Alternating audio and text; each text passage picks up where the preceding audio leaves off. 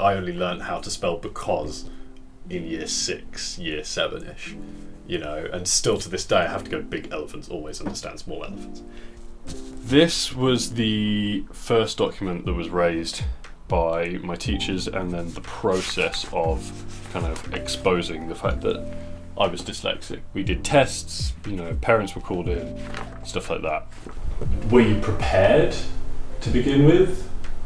I think that's a no. I think when you were in year 2, and so from foundation, and as you hit all the milestones as you were growing up till year 2, so what's that, age 6, 7? Yeah. I think, and then your teacher suddenly realised that you'd sort of hit a plateau and you weren't progressing anymore. And that's when, do you remember Miss Ritchie, I think it was, said if you wanted to write with a stick in sand instead of on paper because she couldn't get you to write because you didn't want to, and then you stopped progressing with your reading levels as well. Let's take that example.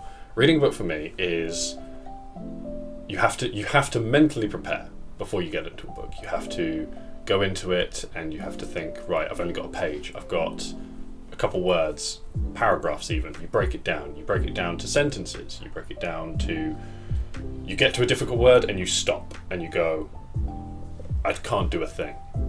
And then it gets difficult. So you do have to go into it knowing that it's going to be a task. Oh yeah, I get letters mixed up. I, E, Y and C. Don't know why, it's just your brain, what happens. And so this obviously transitions to my actual work. So this is year 1, so this is the first time you can write. And obviously kids can't really write anyway, but even from this, they're picking up on my spelling and they're talking about it. So credit to my teachers, but they've picked up that I've said Father, Happy, Christmas, you know, and you work it through. And I do remember it was one of my targets, right on the line with fingers spaced between each words. And I remember, I think even in this book, which we'll come to in a sec, everything still applied. I was trying to work on the spacing between everything for so long. About year 4, when it was properly diagnosed, I kind of got an understanding of it, and I was kind of accepted that life would be slightly different and life would be harder. And then moving into secondary school, I got a lot more help. There was a lot more help available at secondary school. The head teacher was wonderful. As I say, you did probably have the most impact. Teachers in general were wonderful. You know, you were on the ball with it, and I think your focus was there, and sometimes you could see that from some students, and sometimes you know, you were one of those students where you say, he's definitely gonna see this through. Support staff, wonderful. So that's the main sort of focus, especially this time of year, is starting to put everything in place for all those kids that need it and will need it going forward, and sort of fully understanding what the needs of each student are. Right. And also, of course, throughout year 10 and 11, making sure that they're in a position whereby they can actually get something out of school. Because obviously not every kid is going to go into every subject, every exam and get top marks, but every kid can get something out of school. And I think more than anything, understanding what that kid enjoys, what they're good at, as long as they can get something out of it at the end of the day, that is the most important thing. Creative writing was kind of my thing, because it was okay, James is very creative, so we know that yes, it might not look good, it might not read very well, but the concepts and the ideas and the content would be quite good.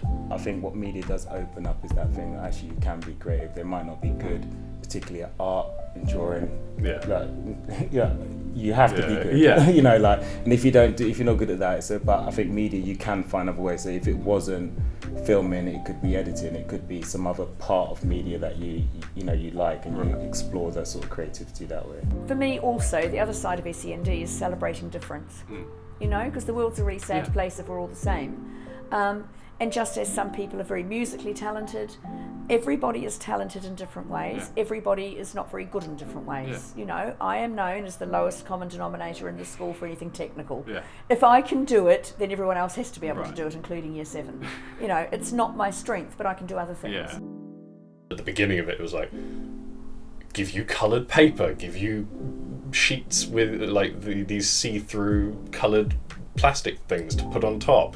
You know, follow with your finger. You know, only have one line visible at a time. That's not what it is. Well, it's interesting you should mention when you started, James, because in fact I started working here the year you started. So I can't speak from before then, but what I can, it was a very key year in special needs, in that it was the year that the government launched the 2014 Code of Practice, which was instrumental in changing policy for students with specific and special needs. So it brought about a more child-centred approach, so putting the student at the centre of any decisions and interventions that may have been put in place for that student. So before, and I'm not disrespecting the past, but with special needs it tended to be, we're going to do this to you and we're going to do that to you. Ultimately, that's the problem, is that it's very stressful to try and get the same amount of work done as a quote-unquote normal student when you aren't quote-unquote normal. So this is like a life-changing thing, and I'm very proud that I am the first student at my secondary school to go through the DSA program. And I hope I've helped people in that when it comes to my secondary school. I never thought you would be one to go to university, so I was surprised when you decided that was what you wanted to do.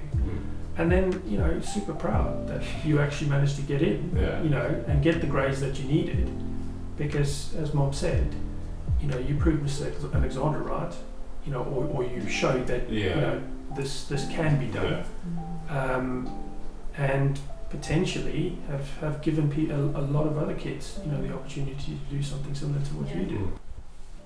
From a very young age, the odds are stacked against you. You're told your entire life you're going to fail. You're told you won't succeed in your education. You won't succeed in life. You'll end up probably going to a special school for special kids, and you will live your life knowing that there are people that are doing everything better because you have something in your brain that's stopping you from being like them.